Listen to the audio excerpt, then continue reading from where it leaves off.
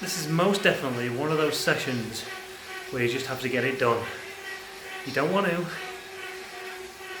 Not that you've got anything better to do, but at 8:30 at night, we've got a little bit of a stressful day. The last thing you want to do is jump on a bike and do micro bursts. But this is exactly what I'm doing. So rather than sit down at the end of the week, I want to try and get my musings while I'm training. So hopefully it might make a bit more sense. I've just finished the first blog.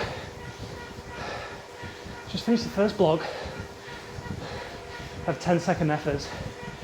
And it's way worse with ergon. Because you spin up and then it just goes and just, it's horrible.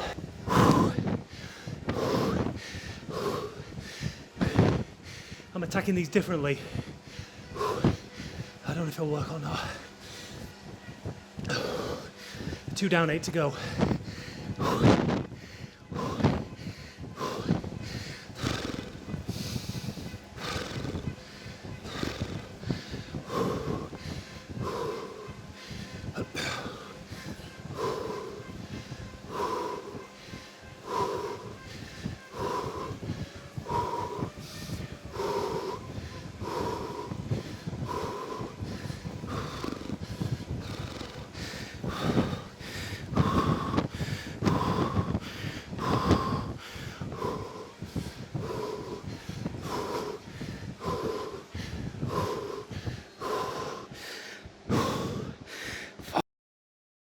Nah, it's not working.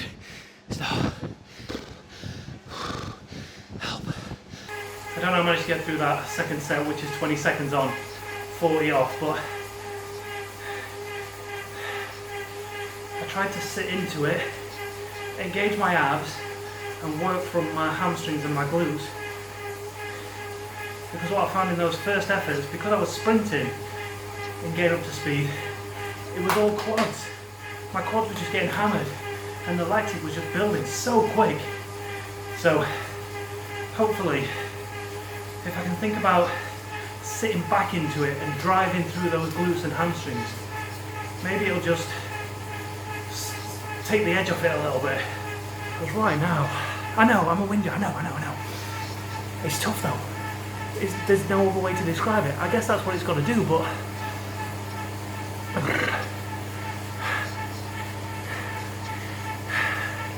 I guess what I was hoping for, right, is that it was a workout that would, if this was my comfort zone, anything below this, I thought it was just going to take me just here, right to the edge of my comfort zone. And hopefully as I'm working to the edge, I can just creep it up. But what it seems to be doing is here's the comfort zone, and I'm up here. Within the first effort, I'm out of my comfort zone. So, but then again, it did say it was advanced and it's not for the faint heart and blah blah blah, so it wasn't pretty, but I got through it. I don't know how. The first 10 of those last 20 were all grinding the gear out. And then when I'd peaked and I realised I'd only got 10 left, I was ready to quit. But I just thought, just one more. Then I got down to 5 left. And then all of a sudden, because I could see the finish line, and this is this up here, I was just like, bang, smash, smash. And towards the end, yeah. It's a mental game, man. It's mental. It's too hot in here today to be wearing a vest. So, Friday morning, it's, how many hours? 16 hours since I raced the race of doom around Richmond.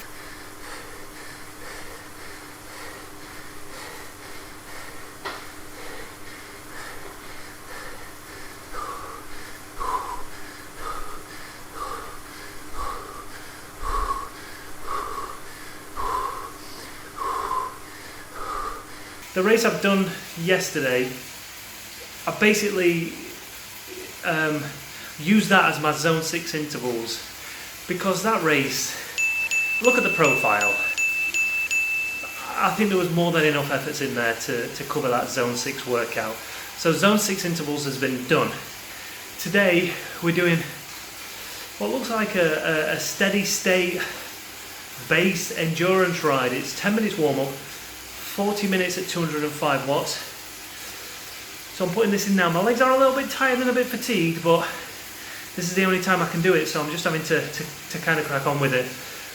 But I went out yesterday morning, I did 30k on the off-road bike, on the gravel bike, and then I did 35k last night on the race, and I actually felt, I mean, I was nowhere near everybody else, but I felt pretty strong for once. I found a new level of hurt that I've not had for a long time, so maybe this training plan is working. So every minute for 20 seconds, I'd stick the RPM up to 110.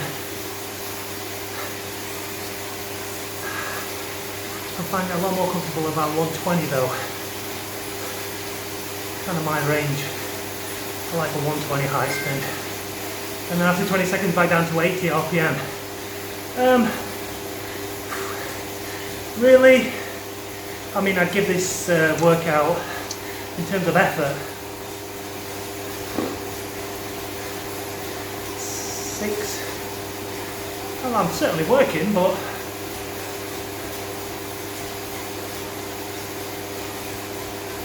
it's not too difficult. The hardest part is just the fatigue in the legs from last night, really. I was coming into this fresh. I'll be down to a 4 or a 5, I reckon. But that is zone 2 riding, you know?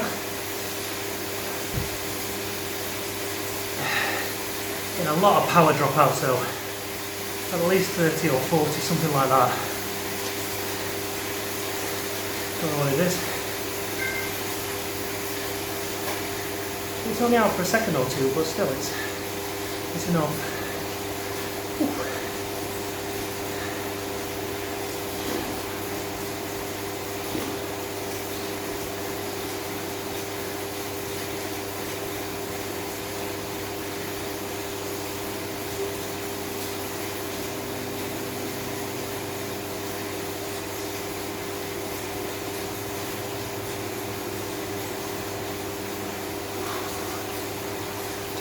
Shoulders more.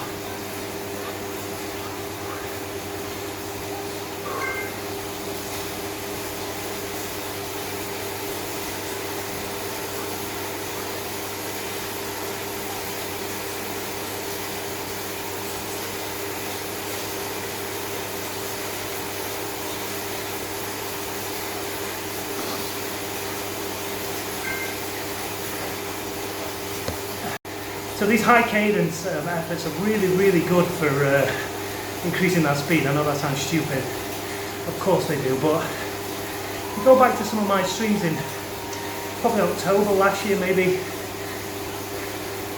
the start of last year, 2018, I feel so uncomfortable at 90 RPM.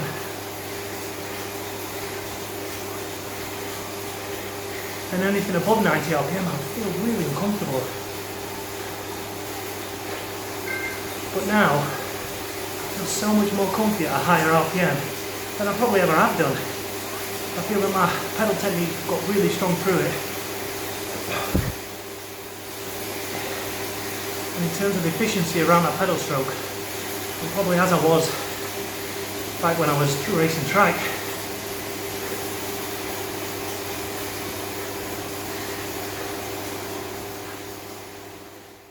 So that's it, week 3 is done and dusted, and we're now on to the taper week. I'm going to take the taper week and I'm going to complete it because I want to see how it changes.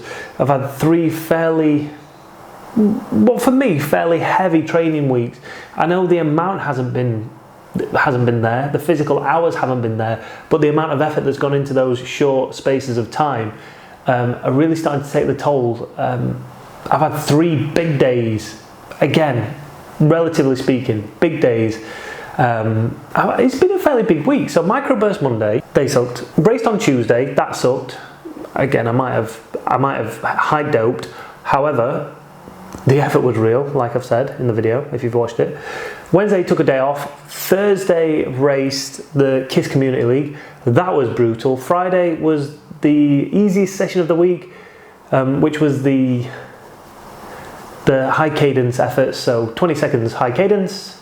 Well, you've just seen it, all right. And then Saturday was the final session. So I've had big days, and I feel like I should take the taper. If I had if this was a full 8-week plan, I'd still have another 5 weeks to go.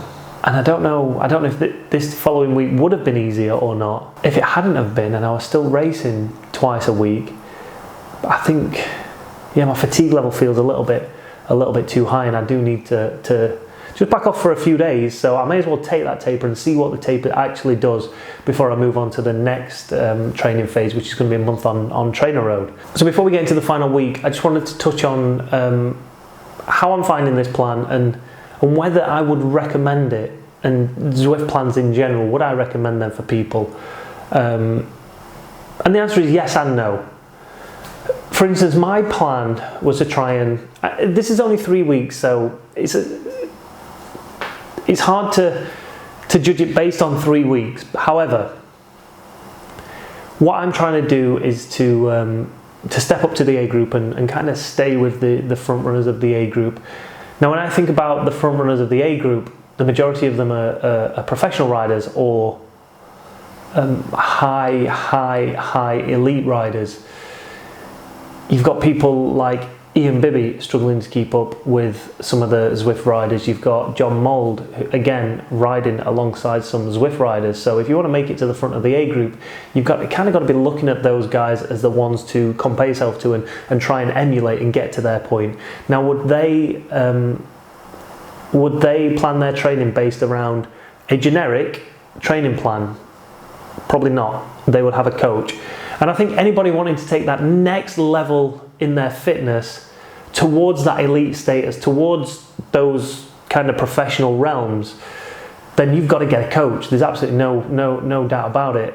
These training plans, I don't think will benefit those guys in any way, shape or form. I'm nowhere near that. So a generic plan for me is good enough. But what I guess you gain with a coach that you don't with a generic plan is specificity, and the fact that coach can sit down and ask you, how are you feeling today? How are the legs? How are the lungs? How's the head? Did you get a good night's sleep last night? How are the kids? Are you stressed? Are you not stressed? Do you feel good? Yes, no, yes, no, yes, yes, yes, no. And then we can tailor that session. All right, well, if your legs aren't feeling that good, you did that race last night. So instead of doing 300 watts for those 50 minutes that we said we were going to, let's just drop it down to 280. It's still going to get you the workout, but it's not going to demoralize you and it's not going to kill you. Whereas with these plans, it's obviously got science behind it because you're just sticking to your FTP results. So you know that we need to be training in zone 2, so we need to be hitting these watts, which is fine. But if you're fatigued, if you've not got enough sleep, if your recovery is a lot slower than the plan is giving you, then you're going to struggle. So they have a place, for sure they have a place. I don't think an advanced plan like the Crit Crusher is necessarily, I don't know, maybe. It's a difficult one because it is really, really difficult. And like I say, if you're taking the step to where I want to get to like the front of the A group, maybe coaching's a better route to go down. But if you're just trying to create general fitness, general strength, you just want to increase the FTP and you just want to get more involved in your races. So if you're a low cat C rider and you want to improve, the Crit Crusher would work, and you'd still be working to your own power zones, but it's all relative. Training's tough though, so I don't know. They definitely have a place. I wouldn't necessarily recommend them, especially if you're doing racing. If you're doing the racing, allow the racing to be the training, the high-end training that you need, and just get on when you can and train whenever you can without too much specificity. If you are not racing whatsoever and you want some hard, solid workouts in a short space of time, then the Crit Crusher is great. Be prepared to suffer, but it is great. And for those of you just wanting to create more general fitness, more strength, and potentially a greater FTP, then I'm sure there's better workouts out there than the Crit Crusher. That's a really difficult one. Maybe you want something that, I think I said this earlier in the video, that if this is your comfort zone here and this is where you're comfortable at, it just hovers around there, up just above it, just below it, just above it, just below it, just to increase that comfort zone up and bring that FTP up. Whereas the Crit Crusher seems to be, right, here's your comfort zone, but we're going to hit you there. And then we're going to pretend that we're going to give you some recovery and go back again. And then we're going to, and it's just relentless, just bang, bang, bang, bang, bang, bang, bang. Which, if you don't have the general fitness, like it says, you need a base of fitness. If you don't have that general fitness, you ain't going to last 2 minutes in that. So there's definitely a plan and a workout there for somebody, and I would advise people to do them. I wouldn't not, because it's free training. You're paying for that subscription. You may as well take that service and see how you get on with it. But if you're a racer, just throw another few more races in to increase that strength.